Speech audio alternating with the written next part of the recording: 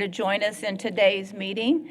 As usual, we will start with our chaplain prayer and pledges, and I think we have Gary Marcella Jenkins here to lead us in both.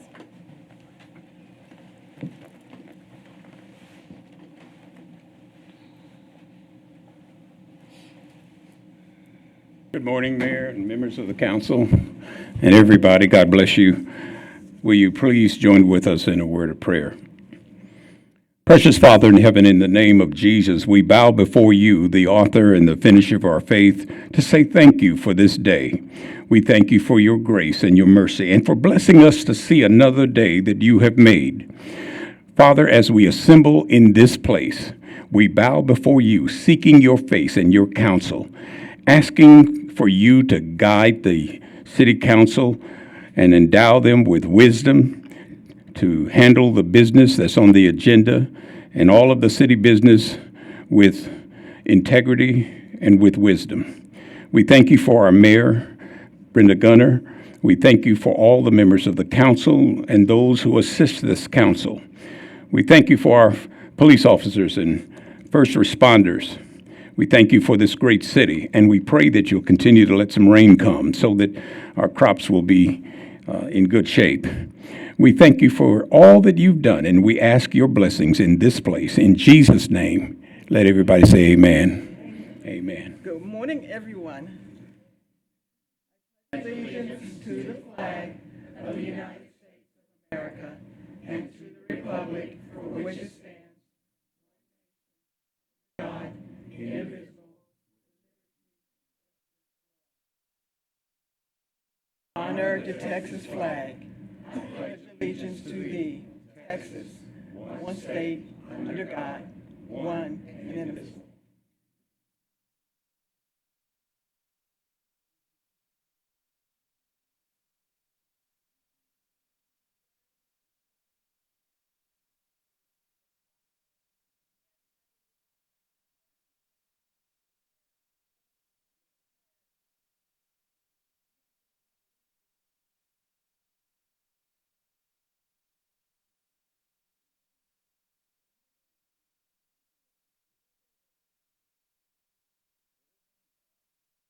Come on. I have to read. Yeah.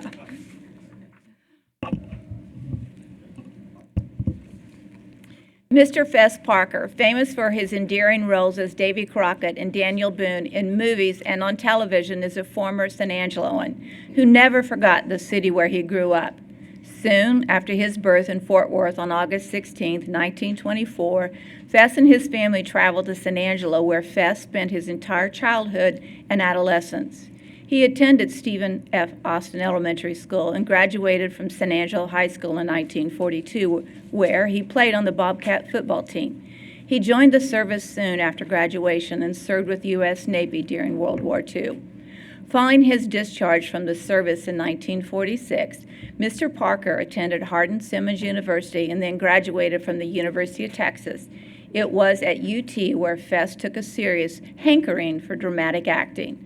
Fess began an acting career in 1951, but it wasn't until 1954 that his big break in show business occurred. Searching for a lead actor to play Davy Crockett in one of his productions, Walt Disney watched Fess co-star in a science fiction movie called Them, and was struck by Fess's portrayal of a man unswerving in his beliefs despite all odds. Fess was immediately hired for the role. Fess's career exploded with the Davy Crockett craze. Besides generating a #1 hit song, The Ballad of Davy Crockett, Fess' portrayal also created a merchandising frenzy like anything ever seen. Every little boy in the U.S. dearly wanted a coonskin cap, a buckskin shirt, and a toy rifle called Old Betsy. After completing the series, Fess starred in numerous box office hits, including Old Yeller. Fess put his coonskin cap back on once again in 1964, starring as Daniel Boone on a 6-year run of the popular television show. Fess retired from acting at the age of 47 and began a career in real estate development and ranching near Santa Barbara, California. He often returned to San Angelo for fundraisers, civic events, and updates on the Fine Arts Museum, which at that time was in the Quartermaster Building at Fort Concho, or to simply visit with old friends, teachers, and classmates from San Angelo High School. In an article in the Standard Times in 1963, Fess spoke of San Angelo saying fondly, "After traveling around the country, I still think San Angelo is one of the nicest residential towns I've seen. It hasn't changed essentially, I'm glad to say, but as usual, it looks like it could stand a little rain." Fess Alicia Parker Jr. passed away on March 18, 2010, near Santa Barbara, California. Now, therefore, I, Brenda Gunter, Mayor of the City of San Angelo, Texas, on behalf of the City Council, do hereby recognize and applaud the life of Mr. Fess Alicia Parker Jr. and encourage all citizens to join in celebrating the achievements and the centennial anniversary of the birth of this outstanding citizen of San Angelo on August 16, 2024.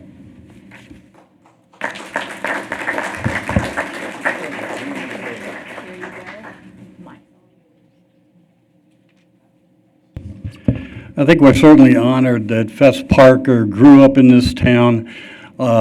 Shortly after he was a baby, he got here and didn't leave until World War II.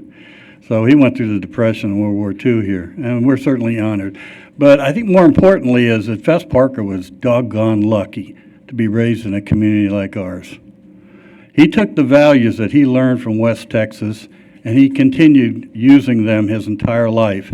The man you see as Davy Crockett or as Daniel Boone reflects the values that we have here in West Texas. The genuine character of the man, the fact that once you were a friend of Fess Parker, you were always a friend of Fess Parker. Bob's going to be talking about a continuation of our festivities in honor of Fess Parker. It's termed the Fess Parker Film Festival, okay? But I would certainly like to wish Fess Parker, wherever he is, a very happy birthday. Fess Parker, King of the Wild Frontier.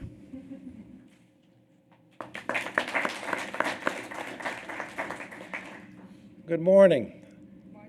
I should point out no animals were hurt in the creation of this headgear. Fess Parker is truly one of San Angelo's own, as Councilman Miller has pointed out. People who are communities that claim folks, a lot of times really didn't have them to begin with, but San Angelo is Fess Parker is San Angelo. So we cordially invite all of you, and if you have a coonskin cap from 1955, I'd hang on to it. It's probably worth a lot. We cordially invite you to the Quartermaster at Fort Concho on Friday, August 16, from 6:30 to 8:30 p.m., and on Saturday, August 17, from 2 to 4 p.m., and join us in the first, and I suspect annual, Fess Parker Centennial Celebration, and we will be showing some of the movies that made him famous. We'll have free snacks and popcorn and cold drinks, door prizes, and for you smarties out there, a trivia quiz. So come on down and see us, free to all, family friendly, and we'll see you there August 16 and 17. Thank you. Come on. Posterity, huh?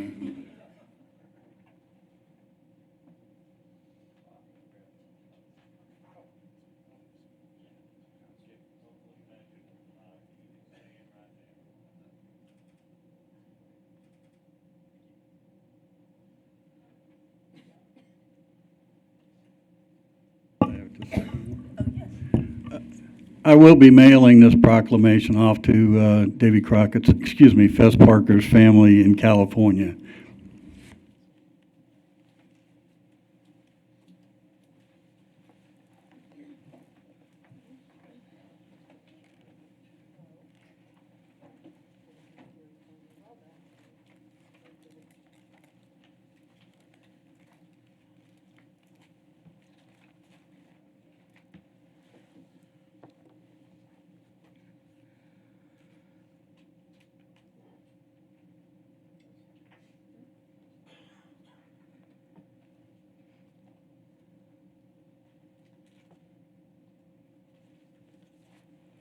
We will now move into the public comment section of the agenda. Issues or concerns not on the regular agenda may be raised by the public at this time. Citizens should speak from the podium, address all comments to the dais, begin by stating their name and address or single-member district number, and limit their remarks to less than 3 minutes.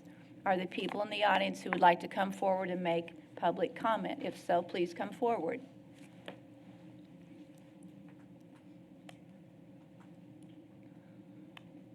Good morning, Mayor and Council. We just wanted to, this is Charlotte Anderson from Keep San Angelo Beautiful. We wanted to share with you an award that we received from the State of Texas Alliance for Recycling, acknowledging our excellence in environmental education program. The students we work with are called KSAV Junior Ambassadors, and they all take a pledge to be litter-free. They receive materials and educational projects around Earth Day and America Recycles Day. At this time, we work with about 3,500 to 4,000 students.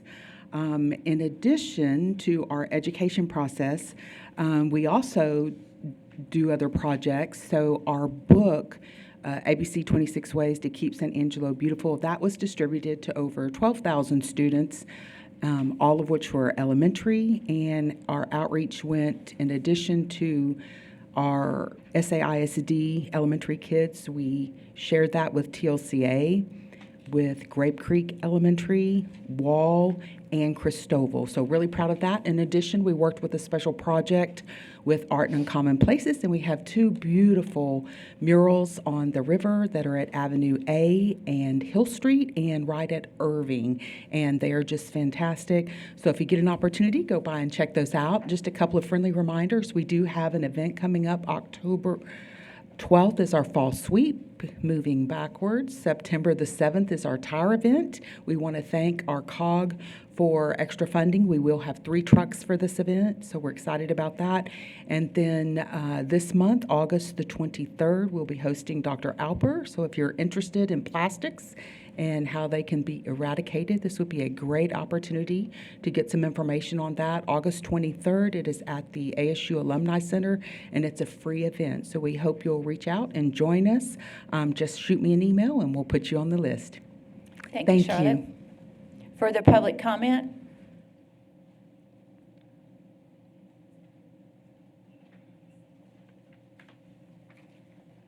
Good morning. I'm Karen Martin at 114 Inwood. I am the past president and current chairman of the board of the San Angelo Elks Lodge, and I'm here to speak about the Elks Lodge. We have 2 different entities. We have the Elks National Foundation and the Sweetheart Program. I'm going to talk to you first about the Elks National Foundation. It deals with our veterans, our drug awareness, and our scholarship program. The Veterans Program, we have 2 different major projects. The first one is our Welcome Home Kits, and they represent any person who is coming out of rehab or homelessness. If they get an apartment, we provide everything from brooms to dishes to pots and pans, linens, everything but furniture. And then we have what's called our Home Away from Home program, which for single military members that don't get to go home for Christmas, we provide them a Christmas. We give them presents, food, fellowship. It's a big party. We all have a great time. We also, the 3rd Saturday of every month, we provide breakfast for the veterans and first responders.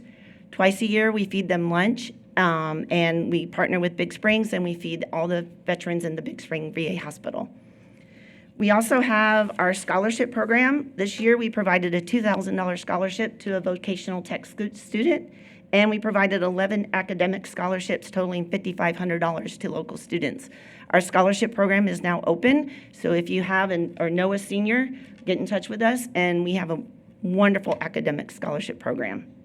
Our Sweetheart Program, we partner with West Texas Rehab. I always have trouble saying that. I don't know why. And we have provided cranial helmets, computers, a service dog. We've provided so many devices with them for special needs kids in the local area and the surrounding area. We also have a camp down in Autine, Texas, that we provide 1 week a child 7 to 21 years old gets to go for free. They have a pool, they go to SeaWorld, they have wonderful full staff, everything is provided for free during the summer. This month, the 24th and 25th, we are sponsoring our district training, and we will have between 60 and 70 people there, including the Elks state president and her spouse. If you want to be an ordinary person doing extraordinary things, get with the San Angelo Elks Lodge, and we will get you all the information that you need. Thank you. Thank you very much. I have a question. Just a minute, please, Larry. Yes. On your home away from home, I'm assuming that's during the Christmas holidays? It is on Christmas. Okay, the base, as you know, has Exodus, but there's still a lot of kids that are still out there at the base. Yes, sir. I assume that that's where you're tapping the Yes, sir. majority. I used to work on the base. I'm retired civil service, and I have my POCs there. And we started out our first year, we had like 9 people.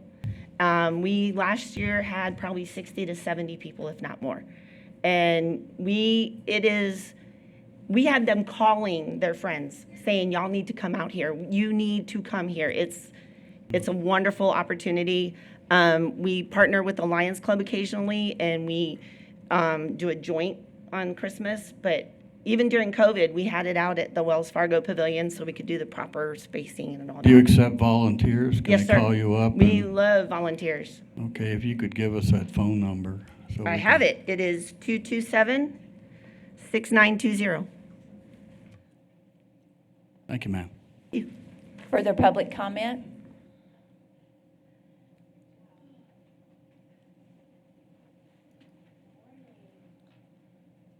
Morning, Good Ginger morning. Moore, 4178 Ruby Lee Lane, San Angelo, Texas. I just want to put a plug in for the Elks. My husband was an ENF donor for $10,000, and it goes to great causes. But I came for the Tom Green County Appraisal District. Their meeting for the board is going to be on Tuesday at 11 o'clock at the Appraisal District. I have issues with several things about the Appraisal District, including the fact that the 3 new elected board members did not have to be elected because the Tom Green County judge was only required to put it in the county courthouse for those 3 elected positions, and nobody knew.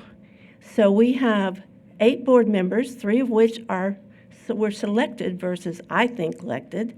And that, again, is my personal opinion, because they had only 3 people that applied and only 3 people were selected. So to me, that was not the way it was intended to be for an elected official.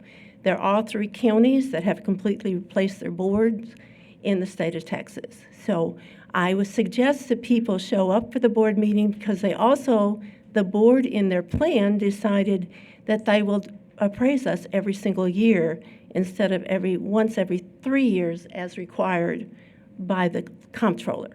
So that's my issue, and I thank you for your time, and have a blessed day. Further public comment?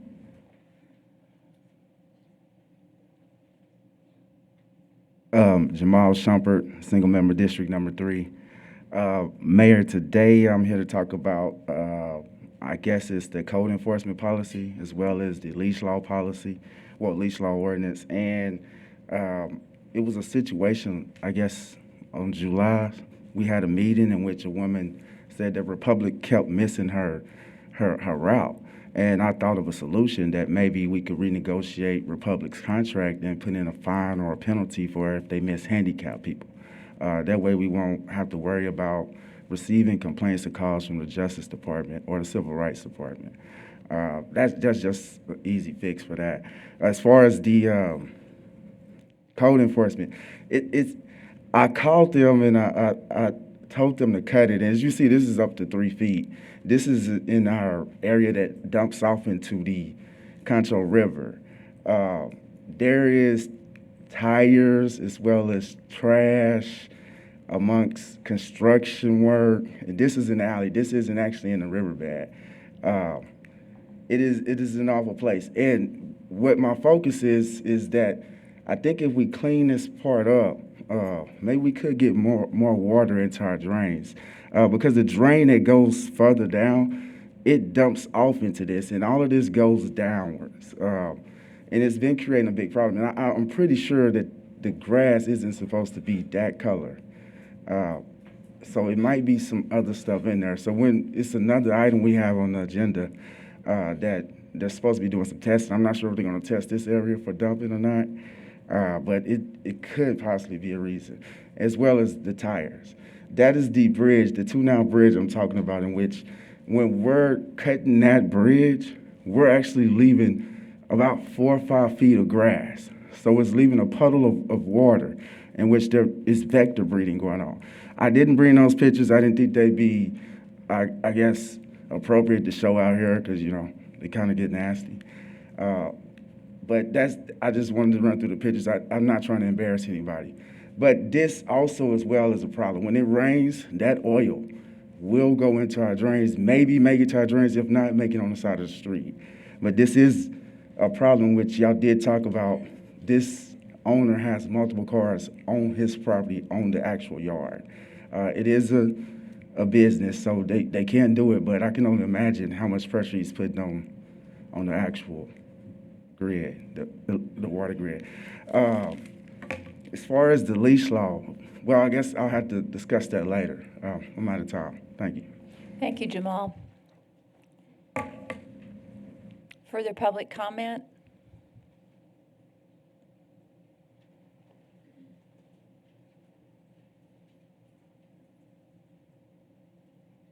Carl White, Parks and Recreation.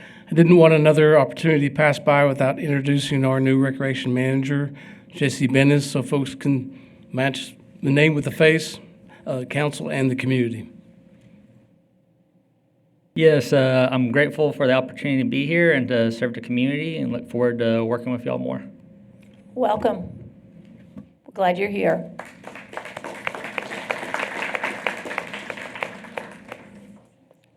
More public comment?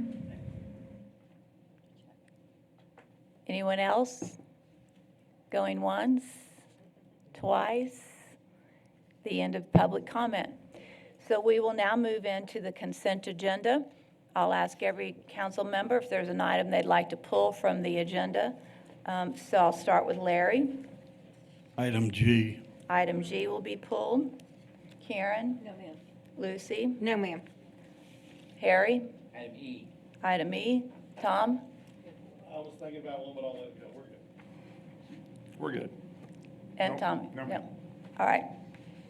With that, we will take a motion to approve all the items on the consent agenda with the exception of items E and item G. May I have that motion?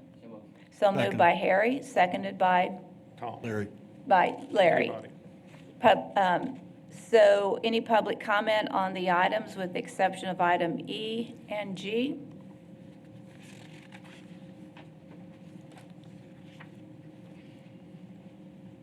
Jamal Shumper, single member, district number 3. I would like you to pull item C and D. It was some stuff I would like to talk about on item C and D. Other than that, that's all I have. All right, so the motion would have to be changed because the motion was to approve all items with the exception of E and G. So I would need for that motion to be changed, if you will, and to be inclusive of C and D. May I have that motion? So moved. So moved by Harry, seconded by Larry. Again, any further public comment except on items C, D, E, and G? Seeing none, we'll take a vote. All those in favor of approving the consent agenda with the exception of C, D, E, and G, say aye. Aye. None opposed. Motion passes 7-0. We will start with item C, consider approving task order 4 under the Professional Services Master Services Agreement with CDM Smith for groundwater testing and monitoring for the Lake Nasworthy Sewer Trunk Main Project in the amount of $94,900 and authorizing the city manager to negotiate and execute all related documents. Shane? Yes, ma'am. I guess since Jamal was wanting to make comment, we'll listen to Jamal's comments Okay. and then we can go from there. Okay. Mayor, I was a little concerned about this one because I'm not sure if it affects our drought contingency plan. Because we chose the Concho River Water Supply Project, and given that they found hydrocarbons, which what I could find on the internet is petroleum products, gas products, so things of that nature.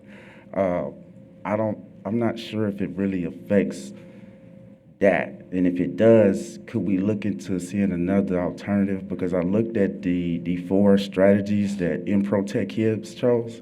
One of the strategies is about 56 miles away, but it's very, very good. But as far as I wanted to know what was going on with this is if this will affect our water control river supply water project for the future, as well as how much more it'll cost us, because I know there's more monitoring going on just reading the task order. All right, we'll let Shane address those issues if he can. Yes, ma'am. This will not affect the drought contingency plan for the city, and it doesn't have really any effect.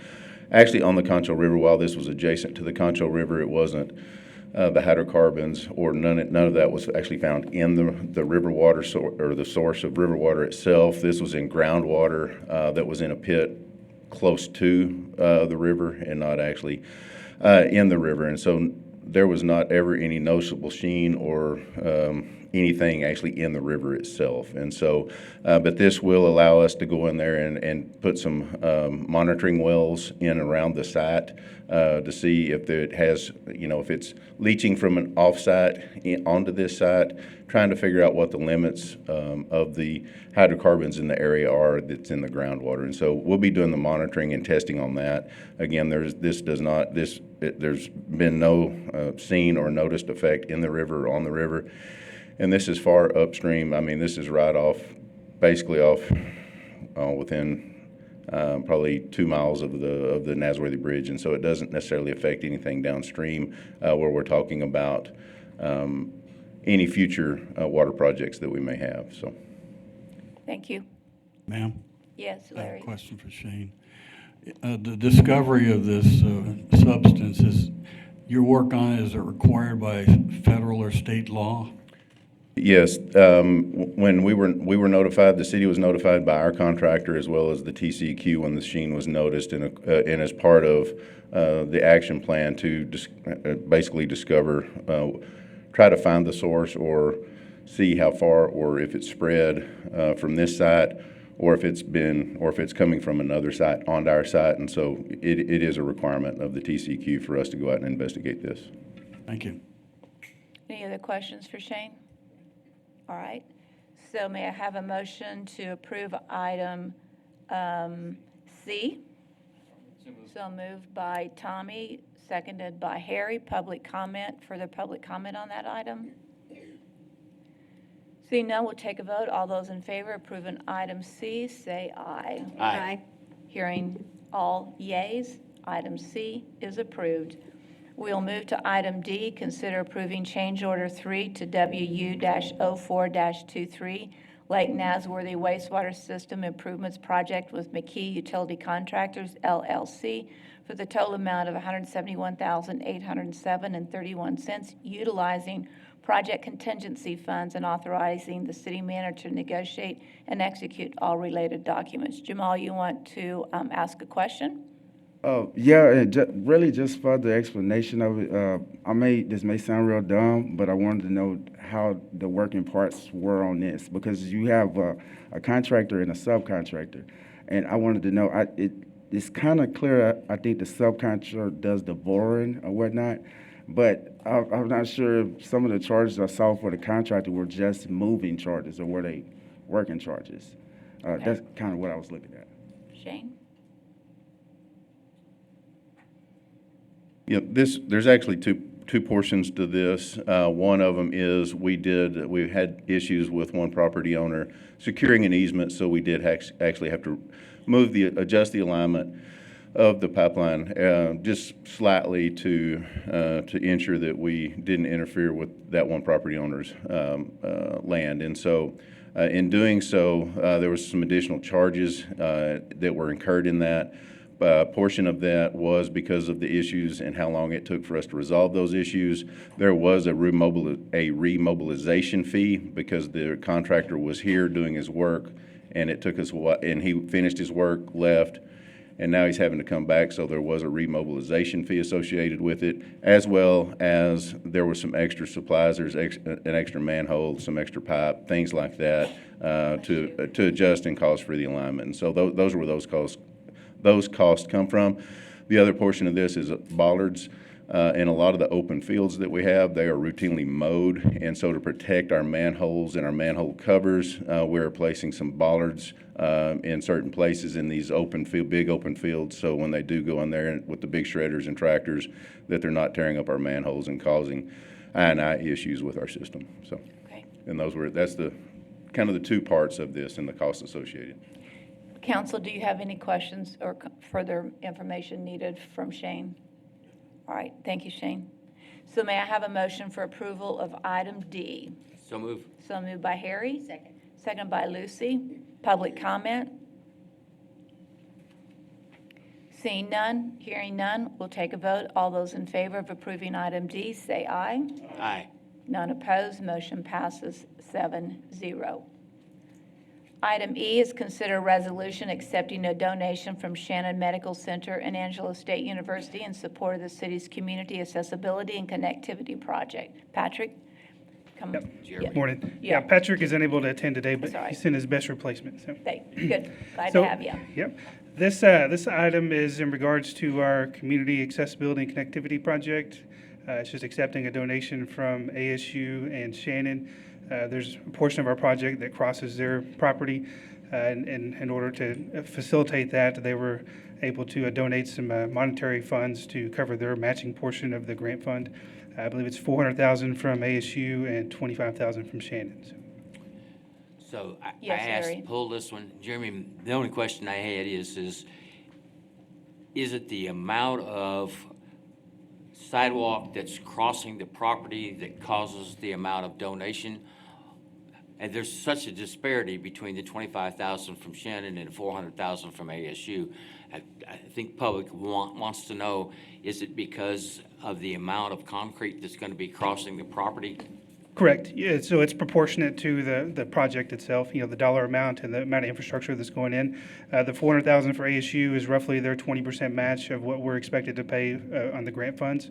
And likewise for Shannon, the sidewalk we're putting in along Beauregard there is the matching portion is roughly $25,000. So it just covers our matching portion of it, which makes their dollar go further. So.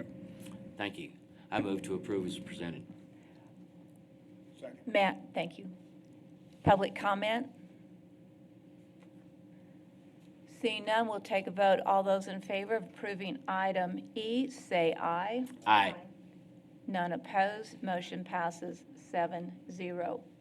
Item G, consider ratifying COSA DC's approval of the sale of approximately 17.611 acres in the San Angelo Business and Industrial Park Phase 1 to LTG Real Estate Group, LLC, at a price of $25,000 per acre.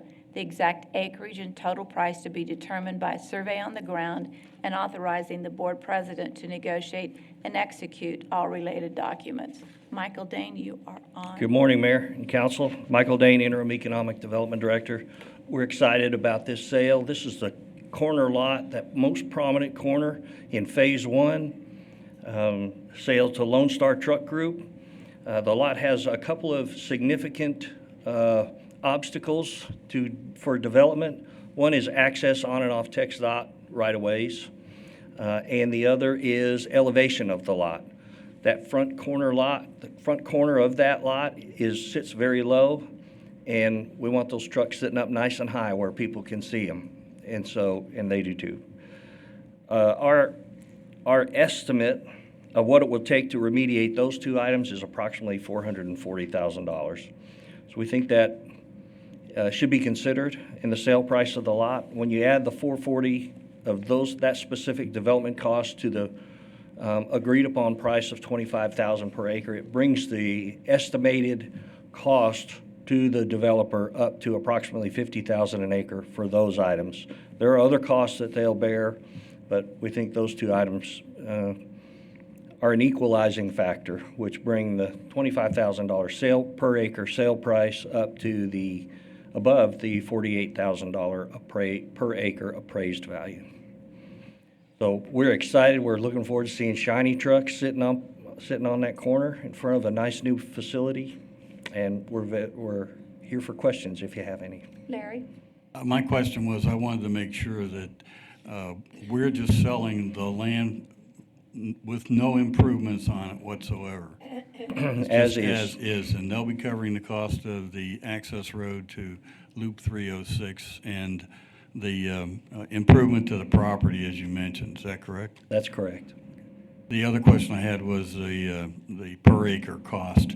Is that consistent with the current surveys of that property?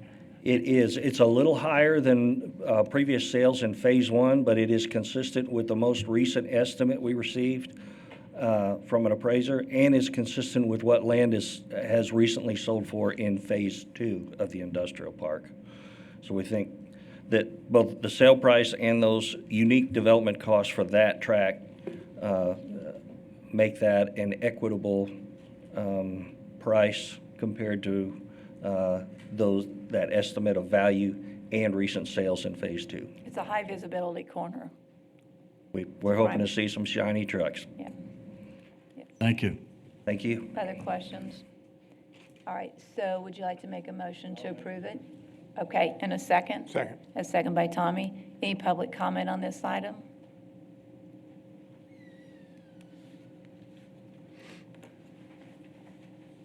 Jamal Shumpert, single member, District Number 3. Mayor, it really does sound good, and I would be in favor of this maybe 4 years ago. But given that there's such a steep decline, it almost seems like we're subsidizing the cost to do business out there. And given the fact that they are in close proximity to Amazon, and Amazon will need trucks, they'll already have someone right there to operate with, which is why I don't think we should lower it that much. Maybe we should give them a rate, maybe $40,000, $35,000, because they still also are eligible for incentives or tax abatement, if I'm correct. I could be wrong on that. So they could be dipping in this pot up to 3 times and, maybe give us 5 employees, 10 employees. Maybe we should look into maybe lowering, but not to 25, was it 24,000? Maybe not that much. Thank you. Thank you. Any further public comment? We'll take a vote. All those in favor of approving the item, please say aye. Aye. Motion passes 7-0. With that, I believe it concludes our consent agenda. So we will move into the regular agenda. Comments regarding items on the regular agenda may be made by the public when each item is discussed as outlined above. Applicants, proponents, and appellants are exempt from the time limit above and instead must limit their remarks to less than 5 minutes.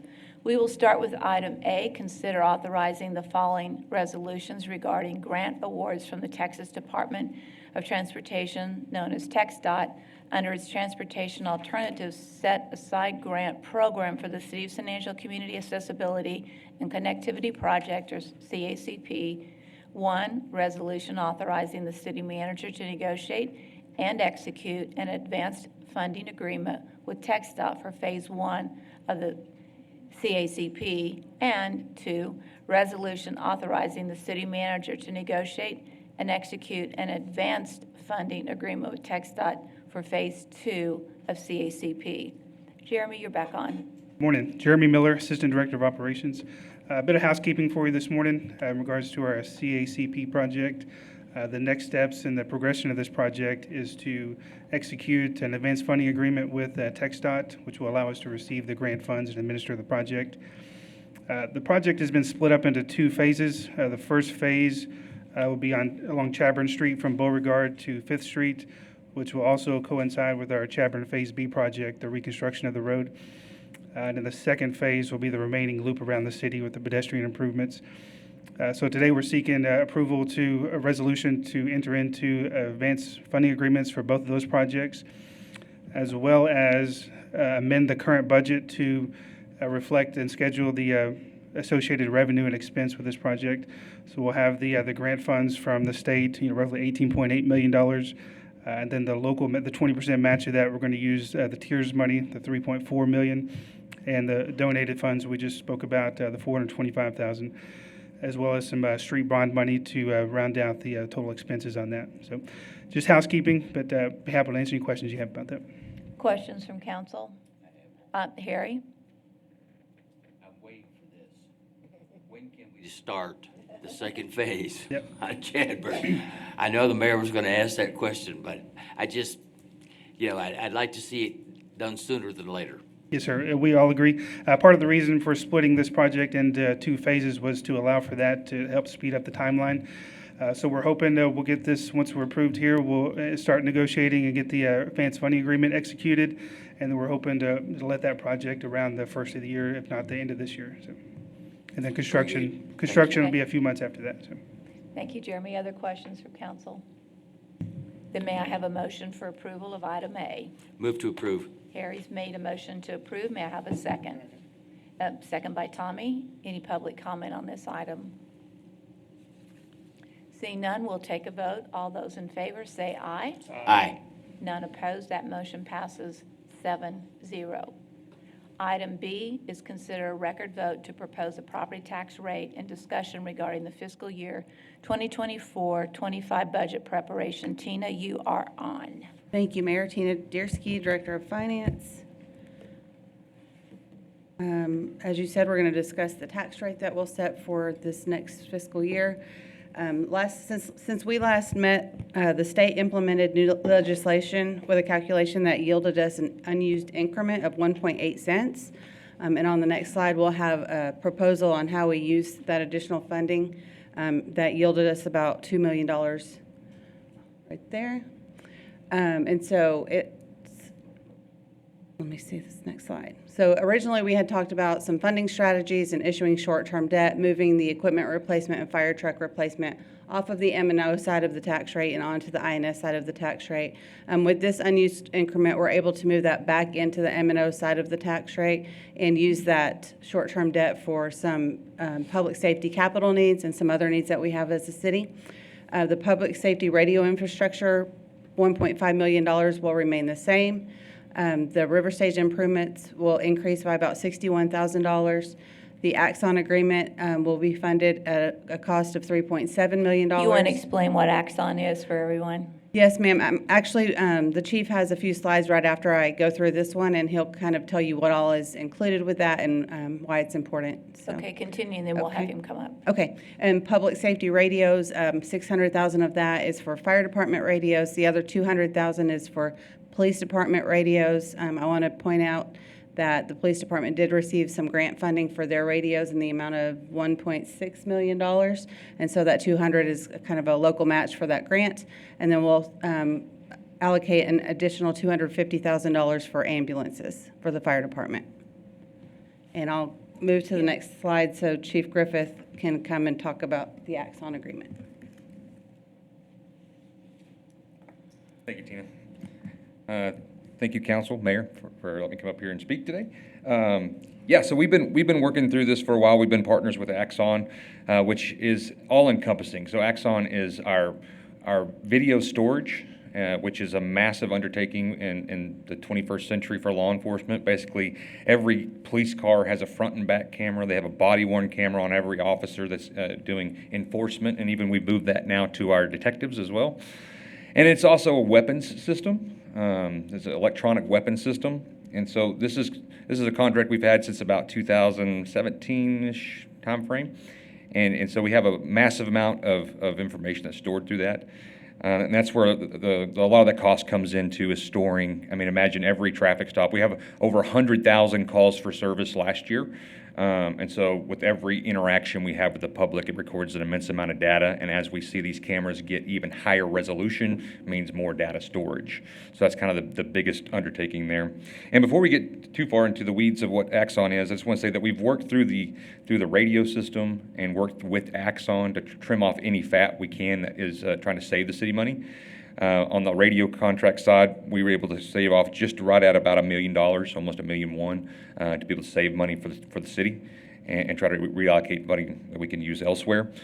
And I worked with Axon directly because I know it's a tight budget year. And so with me and Daniel had talked through this and was able to work through talking to Axon and knocked off roughly just about $400,000 from that contract. So we're down to $3.7 million, which is a big number, and I know that's a lot, and we take that seriously when we physically responsible with what we do.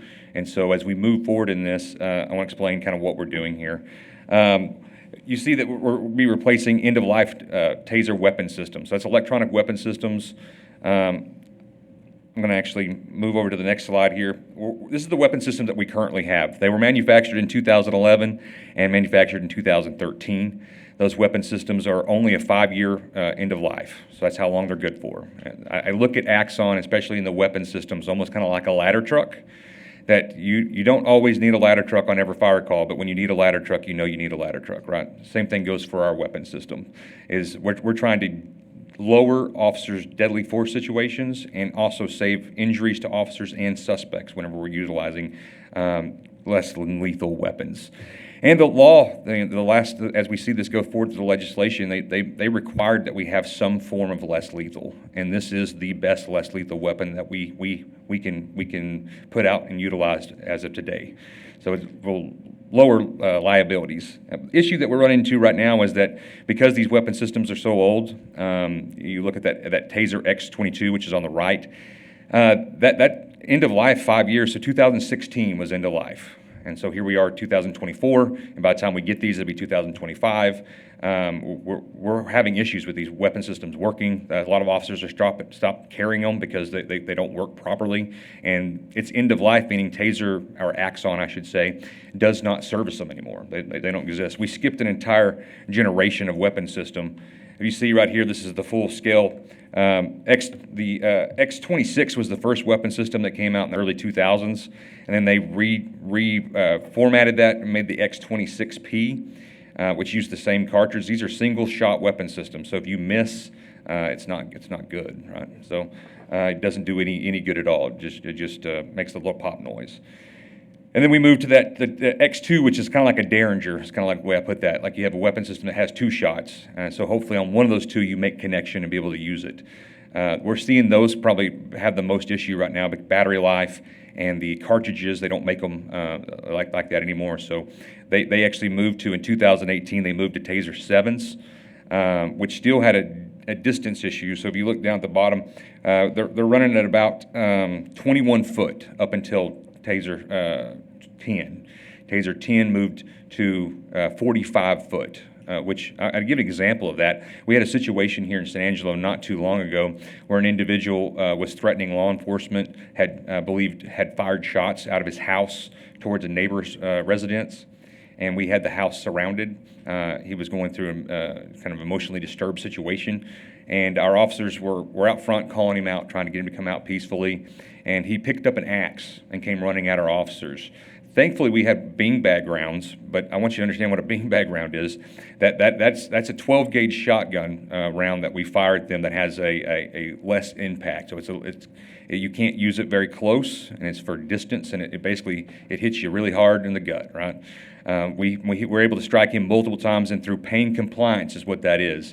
We were able to, just before we had to use deadly force, as he's running at an axe with multiple officers, we would have had a terrible situation. If we would have had a Taser 10 in this situation, we could have, before he even started running at us, as he's coming out on the front porch with this axe, we could have utilized that weapon system, which immobilizes him, right? That's the thing. It's not pain compliance. It's muscle structure of the body that once you get the 2 connection points, it shuts them down. So that's the major difference is we're trying to find ways to save the lives of citizens that we're encountering and the officers that are out there dealing with this. And that's less stress for them to have to go to court and everything else that's going to be associated with the city and liability. So the goal is to not have to use lethal force. When we're moving into what's in-car systems, we have one of the first systems that Axon came out with for their in-car systems, which is recording our traffic stops. It intertwines with our body cameras. And I know that city legal has they're constantly inundated with requests of those videos, and so it's a lot that goes into our records. We have a supervisor that manages that full time. It's a lot of stuff that goes into it, but it does make it simpler. So what this license plate reader system is going to provide is a way that it turns our in-car cameras into a data collection point. So if we have a missing child, right, we have a missing child come out, and we had maybe something like a kidnapping situation, we could put that license plate into the system, and every police car that's out there, to include the Tom Green County Sheriff's Department, would be able to start looking for that further and far beyond the human eye, right?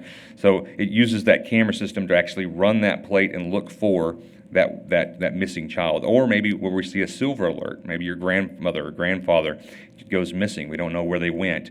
We'll be able to put that in there and start narrowing down our search pattern, because even before it goes in, the cars are constantly collecting that data point. So if you have a missing elderly individual, we're trying to look all over the city, but if we are able to go back in and run that plate and it shows, hey, they were last seen north on Chadburn through this hit off of our license plate reader, we can start deploying resources there and provide information to law enforcement agencies that are outside that area. So it's a huge thing, and this is a Fairfax County PD. They did the first full deployment that they had. They were able to find 134 stolen vehicles in that time frame that they did this study, and 384 total cases that were involved in this, and 19 missing persons were found, and over $100,000 in property was located. That's usually what you see in retail theft. And then 222 people were arrested off of that. So we're leveraging technology, and we know we're shorthanded. So this is a way to help provide us a way to be able to give resources and help take people into custody, find stolen vehicles, and find missing kids and adults that might be experiencing that silver alert system. Auto transcribe, as we're looking at using technology to try to save time and energy. What that program is it allows for the biggest aspect is you're on homicide scene. You're going to have a minimum of probably about 10 officers on that scene to begin with, and they're going to be talking to witnesses, they're going to be canvassing neighborhoods, you'll have additional detectives that show up. So you start thinking about all these different cameras that are out there and how much data there is. Auto transcribe is going to be able to have word search, and that's what the problem that we run into is detectives are having to spend an immense amount of time trying to find, where did this witness say this? Where did we find that gun? Where is this point at? It provides a word search that you can go in and look for. If you're looking for a maroon mercury, right? You type in the word maroon mercury, and it will pull up every video that comes up with the word maroon mercury being used. So it's saving time and data. It's able to earmark those places for the prosecution, and we're seeing just more productivity out of the detectives, being able to have to spend all that time trying to find one point of data that they're looking for. Also, we're going to try to use this. We're going to pilot program officers being able to type their reports using the system. So when you conclude your call, you're in a sterile environment, you can start saying, I, Chief Griffith, on this day responded to this location in regards to this call, and it will auto-transcribe that, and then we can put it into the report. And so you're saving time on typing as well. Again, when we're understaffed, this is a tool that I think will really help us. Axon Performance is an excellent tool that is, when we talk about our weapon systems, it's a lot like a canine. We don't have a whole lot of canine bites in the year, but when we first started our canine program, there was a whole lot of utilizations of our canine. Now, when people see the dog, they don't want to mess with the dog, right? So when we get tasers back out there at the forefront, there's a lot of times even just having a taser on the scene will keep people from acting in an aggressive manner. So that's important, right? So just the deterrent. And so what Axon Performant does is every time the weapon system comes out of the holster, it logs it, right? So it's good for being accountable, like keeping officers accountable that we're not doing anything we shouldn't do, but also that, hey, when is this working? And Axon Performant also allows for us to search our video cameras. So if you have an officer that's doing a lot of, let's say they're getting a little bit out of line, they cuss a lot, right? It will actually flag that for you based off the information that you cue into it.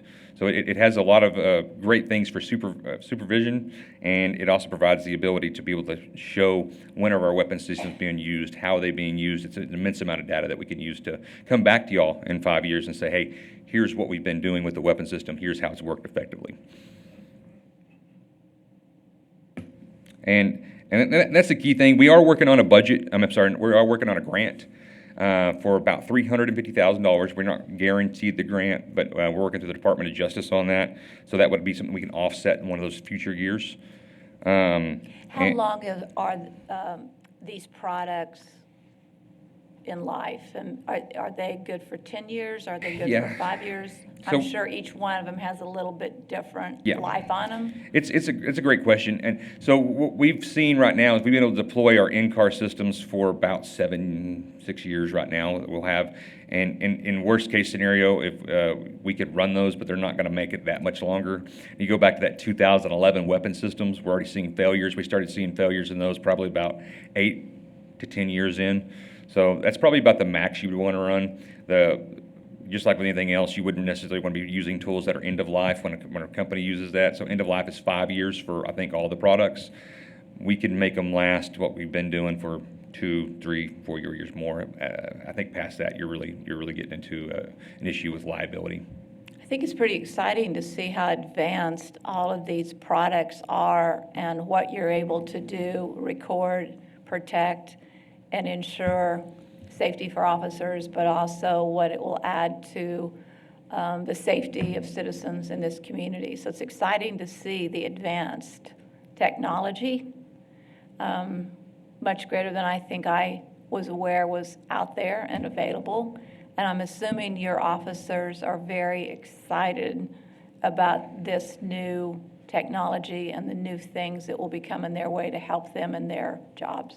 Yes, ma'am. They're excited to definitely have weapon systems that work and that can have multiple discharges. I was explaining to somebody else earlier that our system's kind of like a Derringer. Moving to this new weapon system would provide almost like a magazine-fed weapon. I mean, if we're moving from a lever action to from a musket, it's going to really help. That's a good way to put it. Yes, Tom? Chief, what do we do with the old equipment? I mean, does some of this equipment, are you able to resell it? I mean, do we have a lottery for tasers? So we have, I think our department has really been a hodgepodge of, I think you've already been to that guy's garage where he has like one of each drill, but it's a DeWalt, and then it's a robot, right? And you go into all these different things, and they don't work together. So we have that right now. We have every iteration that there has been of Axon to the beginning of time, I think, for them. Most of these are not worth anything. I have, during my negotiations with Axon, asked them if they want to buy some of these back. In cars would probably be something that they're looking at. They haven't got back to us on that because, I mean, we're like 2 generations behind everything.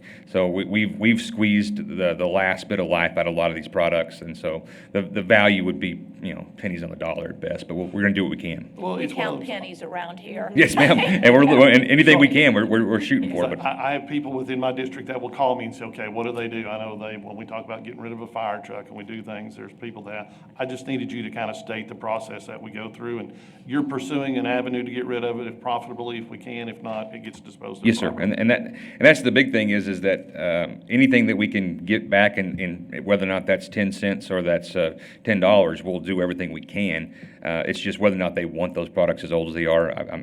They didn't sound super enthused. Understood. Yeah. Cool. Thanks. Tommy? Chief,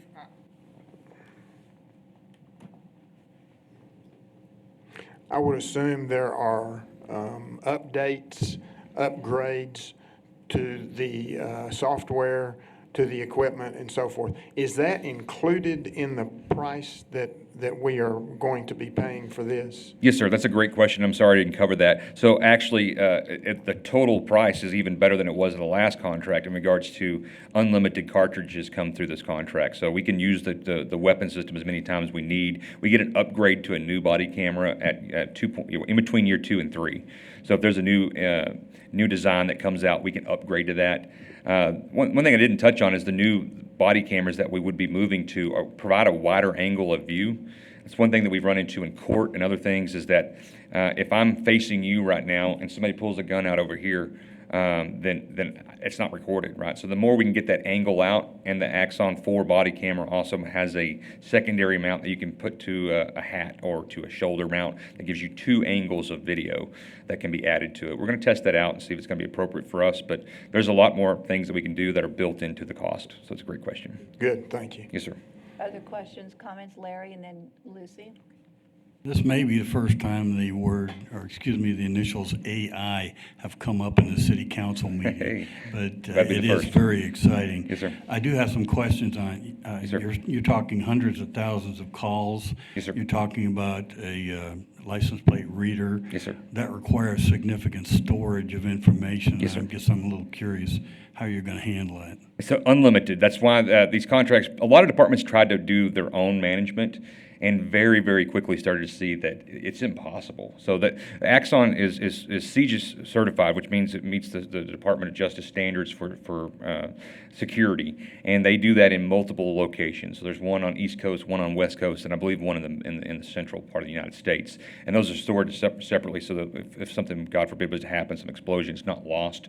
What we're seeing is in the court system, this is imperative. We have to have it. Digital evidence is what it's called, is the foundation of 21st century police work. And I would love to go back to the old days when I first started, you could handwrite stuff and not have to store that anywhere other than a filing cabinet. But right now we're having to just deal with this as almost like a capital improvement. This is going to be a part of like a car payment. It's something that's needed. It's going to work. And honestly, it's important to have that stored properly because we try to store that here and something happened. Heck, if y'all remember a few years ago, somebody ran right into our police station in a pursuit. So we don't want that to run. They ran right into our video storage. If we were doing it locally, then we would lose all that data. So I think that having those checks and balances are good, and it's a great question to know that we're going to have unlimited storage of the program. Got another great question. I'm with you. Let's go. On the license plate reader, Yes, sir. is that a casual scan, or is it has to be anything done to key on that license plate? Like, for instance, you're driving down 306 in your cruiser, you pass a car. Is that thing automatically going to scan that car? Yes, sir. It's important to know that I really support everything I do is off the Constitution, and we're not dumping that to like the federal government or something. That's stored locally on our system. Axon can't even get that without our permission, as the contract reads, I believe. And so that's just going to store there locally. And what's good for that is, imagine if we have a bank robbery, right? The bank robbery happens downtown. That immediately first units get on scene, they can secure and make sure the bank robber is gone, and we start getting witness information. We can put that license plate into the system. If there's anybody that was patrolling 5-10 minutes before that, right, could punch that in and pull that data back. So that vehicle that's driving down the road, like you're talking about, that could be nothing. And most of the data points will be nothing. But whenever you do have that robbery, you can go back in and key that in and find that vehicle went northbound or where it came from before it did the robbery. It's going to really help in that area. And you could ask for shared information so Odessa has already gone full deployment with this. Midland is going into a contract, and Abilene is in strong consideration for it. So that's good, because then if we have something happen in any one of those cities, then we can run those data too as cooperation between the agencies and be able to find those, a murder suspect, which I think everybody would agree that anything we can do to help find those suspects and bring them to justice is a good tool to have. One final question. Yes, sir. It concerns your body cameras. Yes, sir. And I'm talking from a national level, that every once in a while an incident comes up and lo and behold, the camera was off when it happened. Yes, sir. What are you guys doing to ensure that those kinds of mistakes aren't made? Yes, sir. We're talking about the human aspect, or maybe even some nefarious action. With the weapon systems, we have what's called Axon Signal built into our cars. So as soon as you turn your lights on, it activates your in-car and your body-worn camera. Sometimes it happens very quickly, where somebody flags you down, you don't even know what's going on, they just kind of wave you down, like they're just going to ask where directions are that you might not have your camera on. Let's say that goes badly, then as soon as you pull your weapon system out, it also has a built-in signal device that would turn your camera on both in your car and on your body. So we're trying to find ways to be able to eliminate that, and I'm sure City Legal would love that. Whenever we have it on camera, it's pretty hard to dispute what happens. And so we've seen it lower use of force even when people know cameras are there. It's getting a little bit outdated now, but it is a great question, though. Thank you very much. Yes, sir. Lucy. Yes, Hello, ma'am. Chief. Thank you for all your information. Yes, ma'am. I just wanted to ask, how many not body cameras, but how many tasers are we talking about that we would be purchasing? 130. We do have an option for lowering that to 100, but I tell you why that's important. Right now, the uniform services is what we're trying to really fill, but also those officers that work bars, that work security. So you have detectives, you have folks that are working in other aspects where they're not in a uniform every day, but they work every weekend at the bar. And I think if anybody's ever been to a bar in their life, you understand the likelihood of somebody getting a little rowdy there. Some bars a little bit more than others. They tend to have to use force. And so if we were not to deploy that to all the services that work in every capacity like that, then you'd run into a situation where we wouldn't have one there. We would basically, if we drop it to 100, we'd be cutting out all of our investigative services. And I think that's a problem from my standpoint, and it's only going to save us about $100,000 total cost for the 5 years. So bang for your buck, I think it's better to go full deployment. And I was thinking the other day when me and my wife first got married, everybody gave us little pots and pans and stuff, and I never can find a lid that fits, right? So if we're running around with different weapon systems and different stuff that nothing goes together, this situation would give us full deployment, would put us on track to be able to, as we upgrade in 5, 6, 10 years from now, whatever that might be, that we're all doing the same thing. So we don't have that hodgepodge of pots, so to speak. Thank you. Yes, ma'am. You just mentioned police officers who do stuff at the bars off duty. They don't use equipment from the police department when they're off duty, right? No, they do. So that you're a total equipped. So what the law has said is basically only officers that are work over 32 hours a week, full time, is what the TCO says, can work security. And it falls into the DPS security management side of that for the state, and you are allowed to wear your equipment and utilize that. Yeah. So basically, your uniform, everything that you have, your body camera, because they're still functioning in our capacity. It's just we're having that. But they're not in uniform. Yes, ma'am. Yes, ma'am. They're in uniform. They're in uniform. They usually respond to the scene in their police car or city vehicle, depending on what the side job is. Yeah, they're in full police uniform, and they have the full authority of that's why they do it inside the city limits, and provide security there. And we have policy in place that requires them to have a body-worn camera and less lethal of some sort. But in this case, we would be looking at making this be a full deployment now that we have all the weapon systems of having all the officers wear them. Harry? I guess just a real quick comment, so I understand. When these officers are working away from the police department, whether it's security at a bar or security at the Coliseum or wherever, they're still acting as police officers. It's just that somebody else is paying them for those hours that do it. Okay. That is correct, yeah. And we've done that for years. It's common practice for every department that I've been a part of. All right, further questions or comments before we move on? Thank you for the information. It's a good update. Thank you so much, guys, and appreciate y'all. God bless.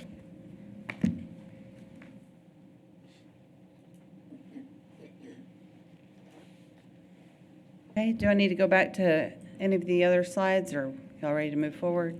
I'm okay. We're good. Okay. All right, so this will be what's called a record vote to propose the property tax rate. This will be the rate that we're proposing to adopt, the 0.7557. So 0.6191 of that will be on the maintenance and operations side. We are adding 0.0012 to the street infrastructure side, and that's in an effort to max out the 3.5% that we're allowed to increase without going to a property tax election. That will yield approximately $90,000 additional revenue to that street infrastructure fund per year, or at least for this next year. It'll probably increase in future years. And then on the debt service side, the 0.1294. All right, so I will ask for a motion to approve this budget, or do you need each of us to record This is a record approval? Yes, So ma'am. we don't take a motion and a second, or do we? So we're going to ask for a motion and then a second, and then when we vote, we'll individually say what you need us to say. Yes. Okay, so with that, may I have a motion for approval of the information that has just been presented? I move to approve the .7557.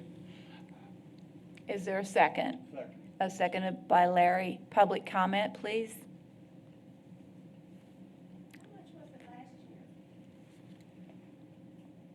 Last year it was .7042.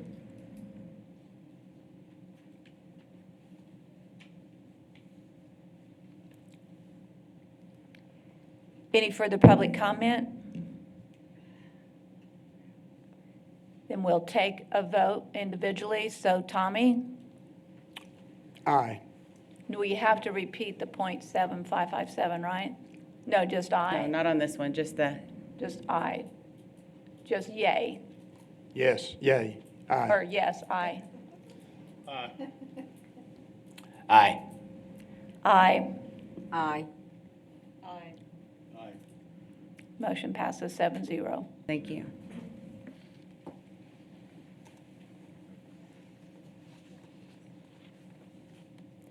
Item C, first reading and public hearing of an ordinance amending Chapter 1, General Provisions, Article 1.09, Taxation, Division 3, Uniform Tax Abatement Policy, Section 1.09.062, Definitions, and Section 1.09.063, Abatement Schedule of the City of San Angelo Code of Ordinances. And Mr. Schneeman, you are on. Thank you. Good morning. I'm Bob Schneeman, Economic Development Project Manager. This is kind of an interesting topic to follow up the previous discussion, because what we're really trying to do here is increase the tax base of industrial and commercial properties, and by incentivizing companies to relocate and invest here. So I'd like you to keep that in mind as we go through this.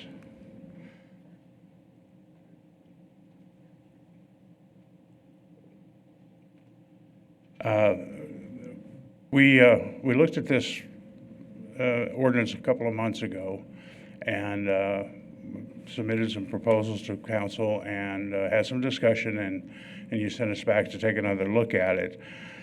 So we brought back what we think are answers to all the requests that council had.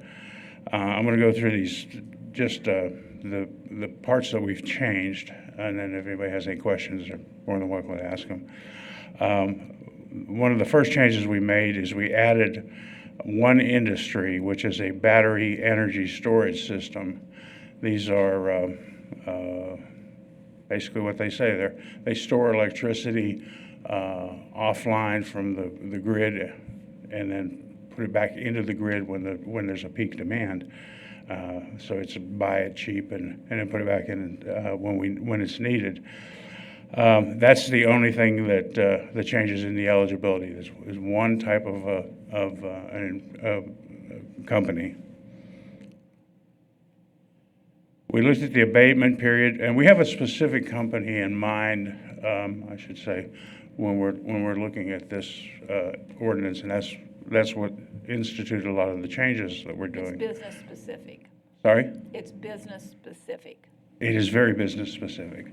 And this particular company is looking at about $160 million investment in the city of San Angelo, and that's a huge tax increase. And they're asking for comparatively low abatement. So the abatement period, as it currently reads, states 7 years maximum, or 5 years beyond the completion of the project. We are revising this to basically say, as set out in the agreement with the company. That gives us the ability to negotiate up to the maximum that the state allows, and if the state changes their requirements, then our ordinance would automatically change with that, because we wouldn't have to go back in and change the ordinance. And the reason that we're doing that is because, as stated now, the minimum, basically our standard abatement period would be either 7 years or 5 years beyond completion of the project. The company that we're looking at isn't asking for that. They're asking for 3 years. So we're saying we're going to set up an abatement period that's not to exceed.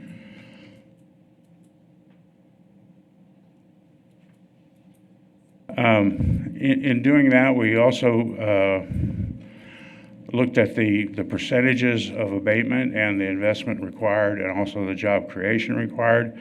Essentially what we did was at that 75% line, that used to read above $5 million investment or 30 plus employees, or above 25 employees, sorry. We changed that line to say $5 to $10 million investment and 30 employees, and then added 85% for over $10 million and over 30. And this is an and or on the job creation. They have to create a minimum of one job.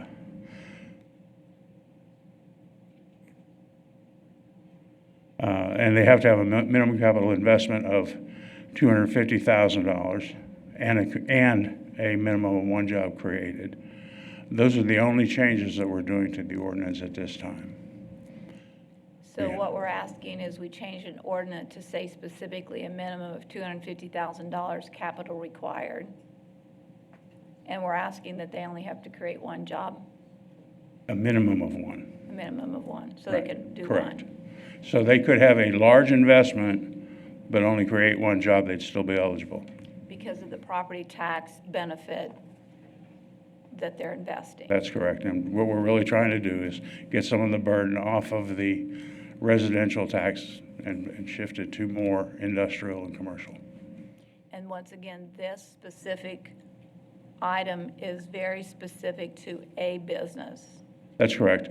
not open-ended for anybody who wants to take advantage of this. Correct. So we will do this ordinance, first reading. The next meeting we'll have a second reading, and we will also bring back a designation for that specific company. Questions for Bob from anyone here? Questions, comments? Then may I have a motion for approval? So moved. A second? Second. Second by Harry. Public comment?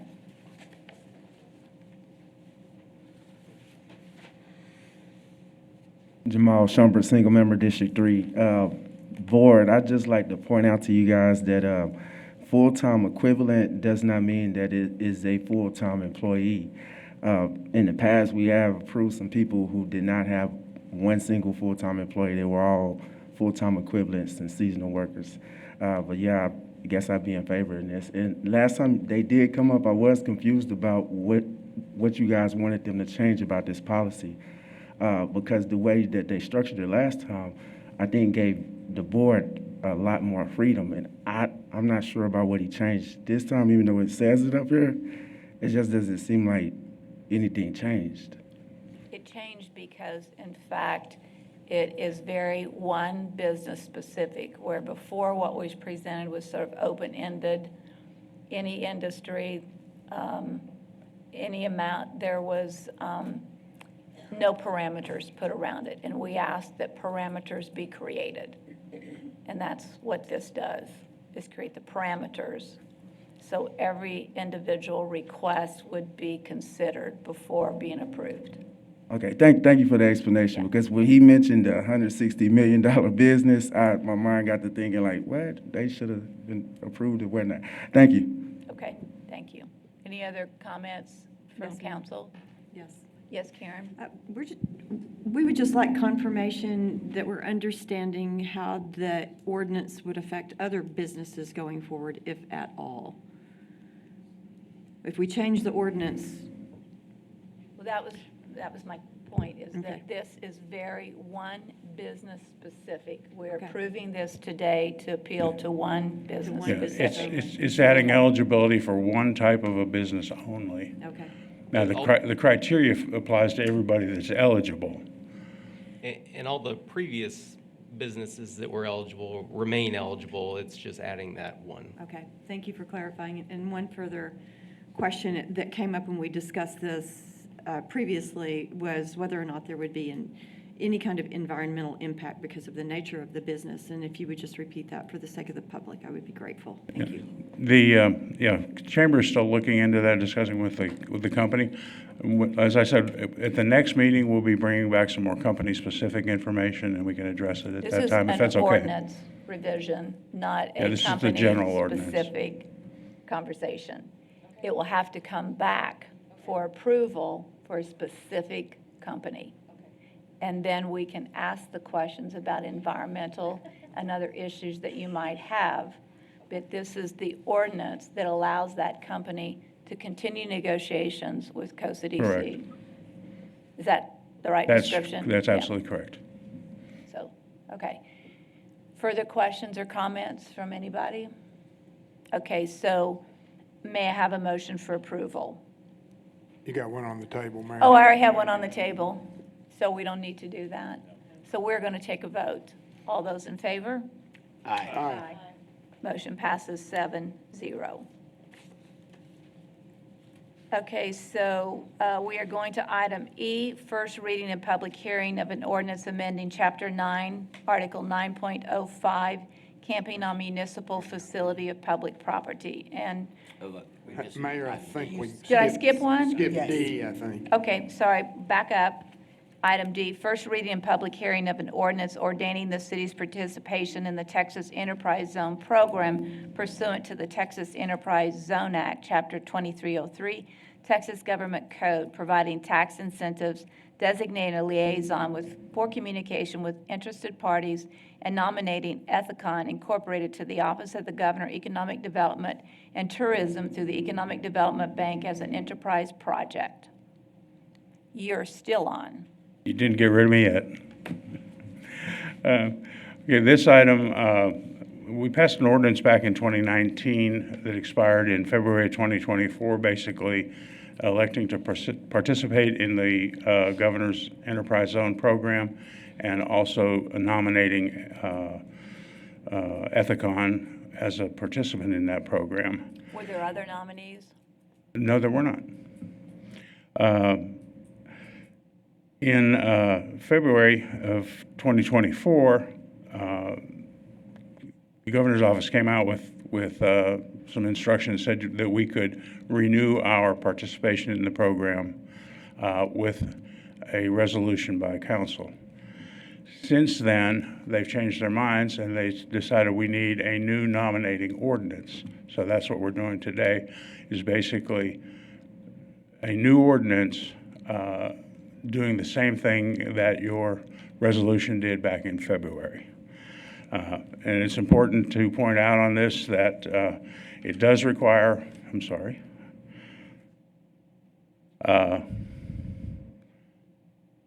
it does require capital investment on the part of Ethicon, and it does not obligate the city to do anything in particular as far as any incentives to Ethicon. And the enterprise zone designation is a potential, not guaranteed, but a potential abatement of some of their, or rebate of some of their sales tax, but not the city's portion of the sales tax. It costs the city nothing. It comes out of the state's portion of the sales tax.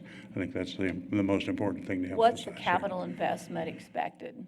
They are looking at a minimum $5 million level of additional capital investment. So they could come back and ask us for more.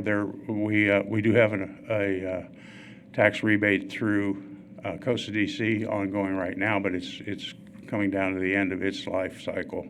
I think it was a 5-year program, and we've got maybe a year or two left. So this is specific to sales tax, unlike what the new legislators passed relative to Ethicon in this last session on property taxes, which allowed, what, 100, Tina's, can you quote that number?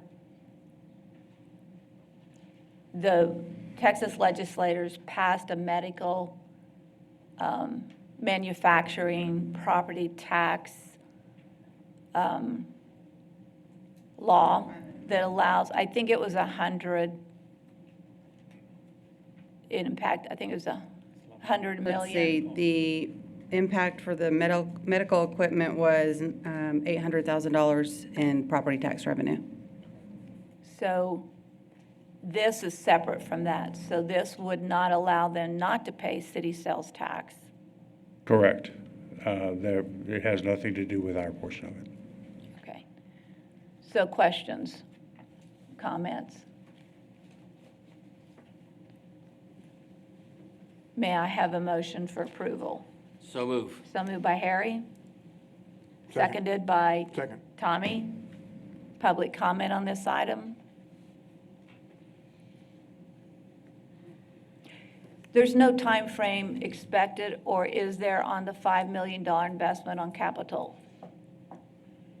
The ordinance only lasts 5 years. You so repeat that, thank you. All right, with that, we will take a vote.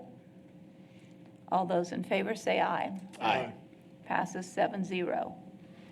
Now Thank we you very move much. in. Thank you, Robert. We now move into the first reading and public hearing of an ordinance amending Chapter 9, Article 9.05, camping on municipal facility or public property. And since Teresa's not here, Brandon will present. Yes, ma'am. So this is an ordinance to amend our current camping ordinance and to change 2 provisions in that. Before we could find someone that was camping illegally, it was a defense to enforcement if the Family and Neighborhood Services Department determined that there wasn't sufficient emergency or other affordable housing options for that person. And since that time, the Supreme Court's actually taken up this issue, and previously it was determined that if you did find them, that was cruel and unusual punishment. Under the 8th Amendment, the Supreme Court has reversed that and said it's not, and I think cities are following course and changing their ordinances to reflect that. And so the other change in our ordinance is we had an annual review process where we did determine whether our other emergency or affordable housing options were sufficient, and so we're asking to delete that provision as well. All right, are there questions for Brandon? No, everyone's clear? Yes, ma'am. In looking at this, it seems as though the city could handle it in a variety of ways. A draconian approach to it where we just provide very little or nothing for homeless people, or the other extreme that we continue on with the current policy. I'd hope that there's some mid-ground on this that we can agree on. Yeah, I don't think this is intending that the city doesn't support affordable housing or other facilities for homeless to go to. I know Costa DC still does its affordable housing program. Bob Solis, he works with, community partners in that regard. And so, no, the intent of this isn't that that would just totally go away, not at all. Those are separate issues, totally separate issues. Yeah. Is this going to put a burden on the police department that we haven't considered in the past? I mean, as far as maybe ticket writing, because before, if there weren't those facilities available, then, really, they couldn't do anything. I don't know. It would if seem the to chief reduce is- it because the current ordinance, it would say you're allowed to do that, right? You're allowed to camp in public places, right? Yeah, it's just there's designated camping, which is allowed, but this is to do with overnight camping between the hours of 10 p.m. and 6 a.m. So I don't think it creates an undue burden. Yes, Tom? So Brandon, if I understand this right, and I've emailed a couple times with Teresa when I saw the Supreme Court decision come out, this gives us better control over some areas that were very unsightly. We didn't have rights and some regulations to move forward. This puts some control back into the city on where people can and cannot be.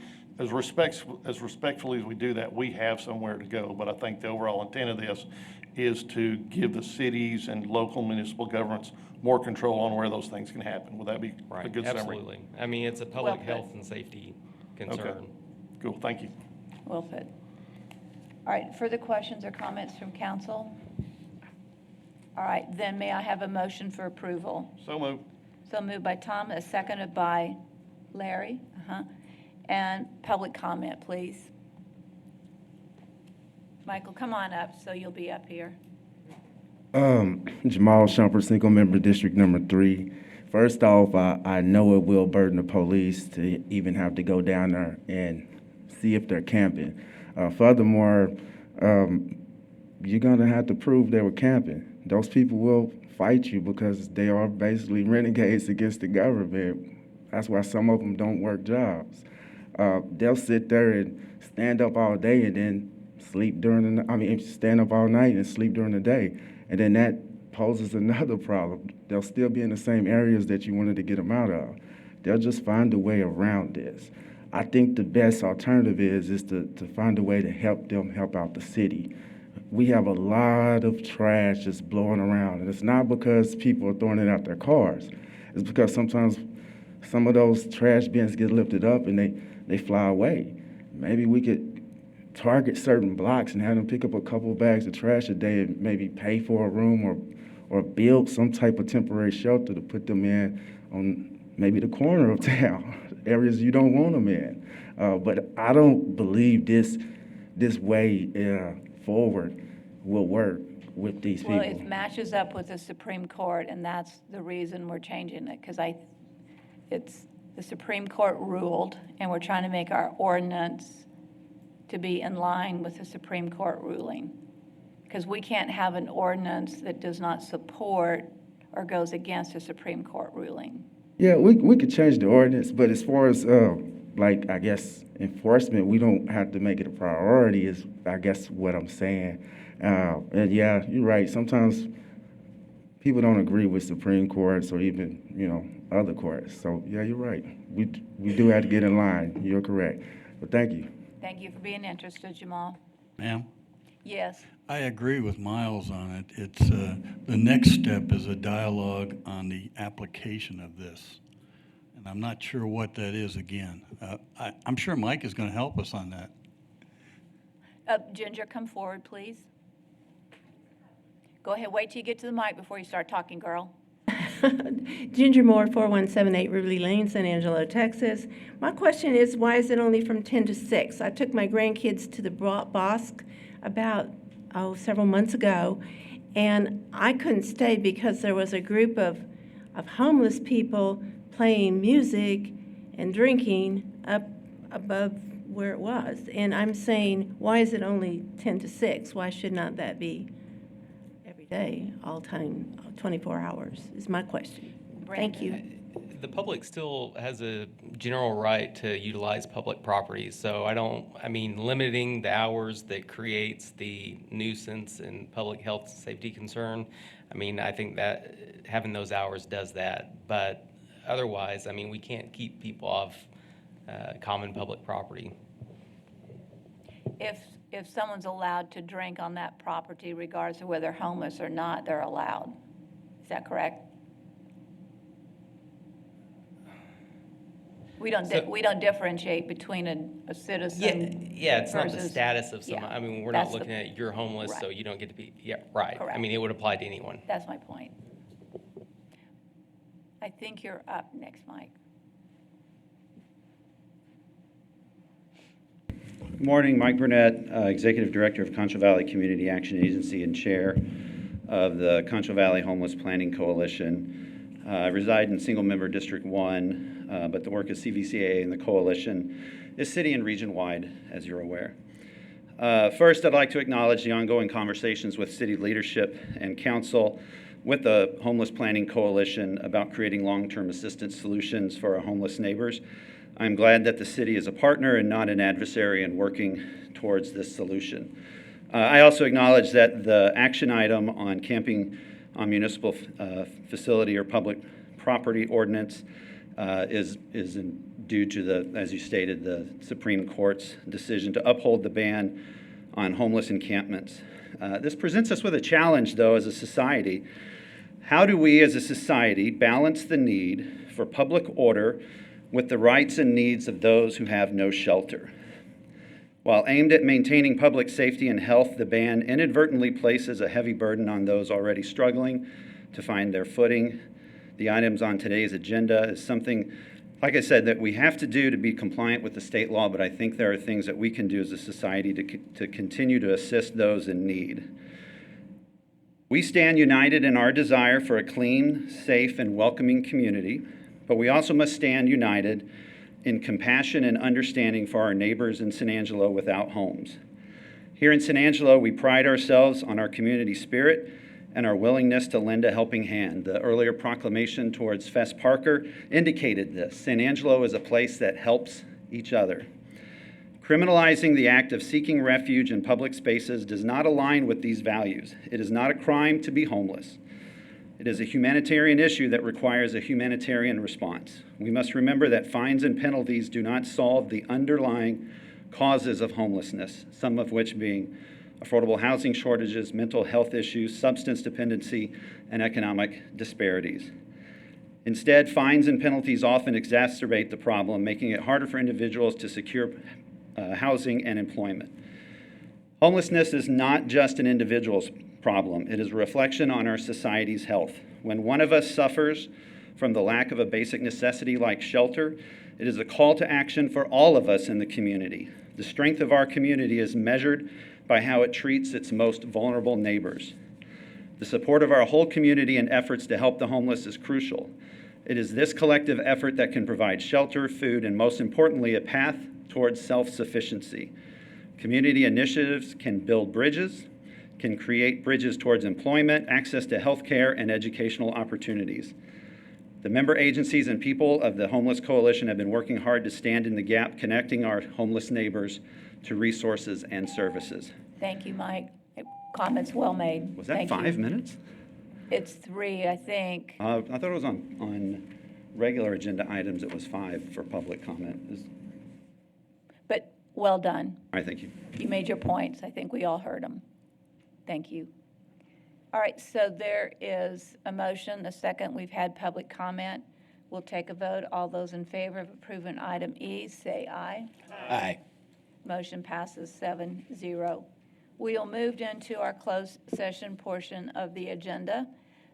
Section 551.072, deliberations about real property regarding 72 East Avenue D. We will return upon completion of the discussion. At 10:43 a.m. on August the 8th. There's no announcements from the closed session. So the item for announcement is our next city council meeting is on Monday, August the 19th in 2024 at 8:30 a.m. here in this building. Now, I had marked on my calendar, we also were having one on the 16th. Is the 16th canceled? Yes. So that's canceled, so we just have the 19th, okay. And with that, are there any other announcements from anyone for today? Okay, so let's have a motion for Move we adjournment. adjourn. There's a motion, there's a second, is there a vote? All in favor? Aye. Motion passes 7-0. We are officially closed for this agenda city council meeting.